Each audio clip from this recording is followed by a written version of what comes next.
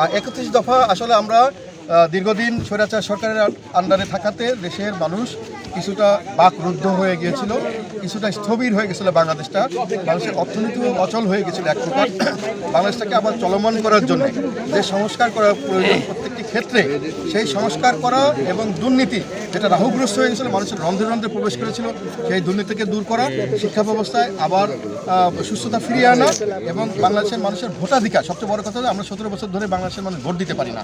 এই ভোটের অধিকার আবার ফিরিয়ে নিয়ে আসার জন্য, ভোটের অধিকার শুধু না, ভাতের অধিকারও ফিরিয়ে নিয়ে আসার জন্য, বাংলাদেশের কথা বলার অধিকার, মানুষ যাতে কথা বলতে পারে। আপনারা জানেন যে বিগত সরকারকে সমালোচনা করে তাকে আয়নাঘরে পাঠিয়ে দেওয়া হতো এবং তাকে নির্যাতন করা হতো। আমরা এখন আর বাংলাদেশের মানুষ আর আয়নাঘরে যায় না, বাংলাদেশের মানুষ আর নির্যাতনের শিকার হয় না, তারা কথা বলতে পারে। এবং আমাদের সংস্কারের ভিতরে এটাই মূল কথা, বাংলাদেশের মানুষ কথা বলতে পারবে। তারা দীর্ঘ 17 বছর ধরে ভোটের জন্য অপেক্ষা করছে। এই সংস্কার প্রক্রিয়া বর্তমান সরকার, যারা অন্তর্বর্তীকালীন সরকার, তারা চেষ্টা করছে করার জন্য, কিন্তু তারা পুরোপুরি সফল হতে পারে নাই। কারণ এটা একটা চলমান প্রক্রিয়া, এটা একদিন 2 দিন কিংবা 1-2 বছরে সম্ভব না।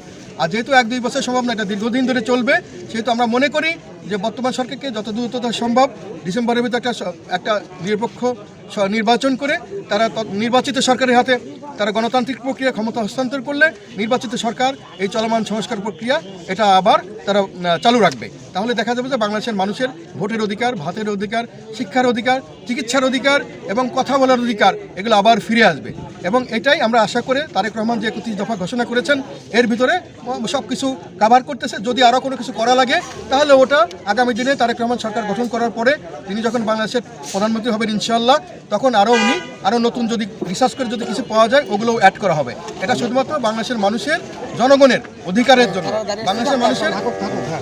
বাংলাদেশের মানুষের ভিতরে সুস্থতা দেওয়ার জন্য, বাংলাদেশের মানুষের ভিতরে কথা বলার অধিকার দেওয়ার জন্য।